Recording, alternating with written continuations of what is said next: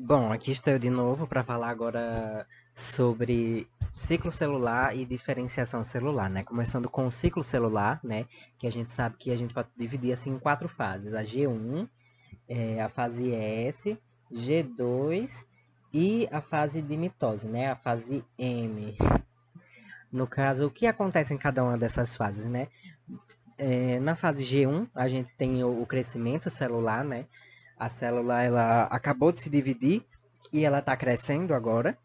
E em um determinado ponto vai haver meio que um questionamento nessa célula, né? Lógico que não vai ser um questionamento, vai ser uma coisa mais química. Vai chegar um momento em que determinadas enzimas são ativadas e a célula vai decidir se ela vai se dividir, né? Passar para continuar o ciclo celular e continuar crescendo para se dividir e se replicar, ou se ela não vai fazer isso. E, por exemplo, ela pode entrar em fase de G0, né?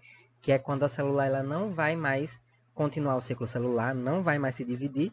E o G0 é muito comum, assim, em células muito especializadas, como as hemácias, por exemplo, né, os neurônios, são células que não conseguem mais voltar. As hemácias, eu não sei se é porque elas não têm núcleo, que elas não podem voltar ao normal, provavelmente, né?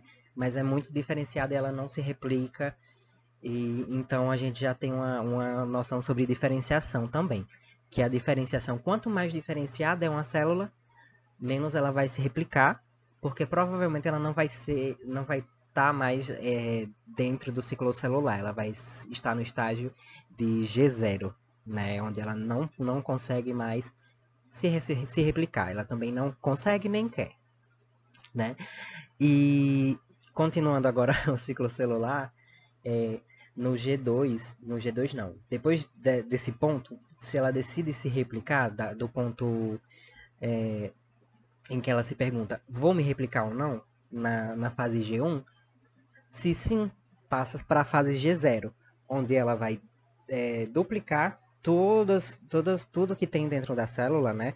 Vai produzir tudo para que, em dobro, para que se formem duas células depois completas e independentes, né? Aí ela vai fazer essa produção, vai produzir os DNAs, né? Vai replicar o DNA. Sempre tem todo um cuidado minucioso, enzimático, de complexos proteicos e para que tudo ocorra bem, né?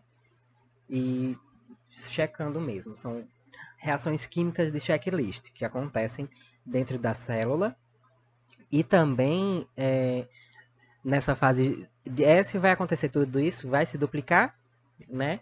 E depois vai se passar, quando estiver tudo pronto, todo o checklist ok, vai passar para a fase G2, que é o checklist final, digamos assim. A célula vai ver se está tudo ok mesmo, está tudo bem, organizar tudo direitinho e entrar na fase de mitose, né? Onde ela vai de fato se dividir em duas células diferentes, né?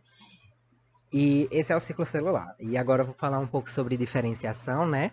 Que no caso de diferenciação é o processo que a célula passa, né? Desde o seu estágio embrionário até o estágio final, de se diferenciar, de se especializar como uma célula da pele, do olho, uma célula do nosso sistema imunológico. Ela vai se diferenciando e essas diferenciações podem ser, por exemplo, assistidas, digamos assim, né? A gente pode ver o porquê ela acontece, o que influencia, a gente consegue saber algumas coisas que influenciam essa diferenciação, por exemplo. Eu vi nos slides, por exemplo, que tem a interleucina 2, que eu já assisti Grey's Anatomy, então eu sei que é usado no tratamento de câncer. E a interleucina 2 ela aumenta,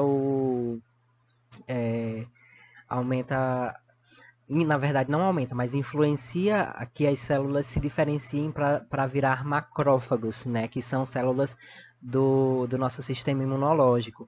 Então a gente entender que a diferenciação ela é um processo também químico, assim como todo o resto que acontece dentro da célula, né?